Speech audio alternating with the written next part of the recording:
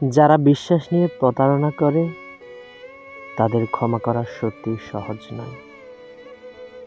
কারণ বিশ্বাস ভাঙা মানে শুধু একটি সম্পর্ক ভাঙা নয়, ভেঙে যায় আস্থা, ভেঙে যায় নিরাপত্তার অনুভূতি। অকারণে ক্ষমা করতে থাকলে অন্যায় যেন স্বাভাবিক হয়ে যায়, প্রতারণা যেন সাহস পেয়ে বসে। ক্ষমা মহৎ গুণ, কিন্তু তারও একটি সীমা আছে, যেখানে আত্মসম্মানকে আগে রাখতে হয়।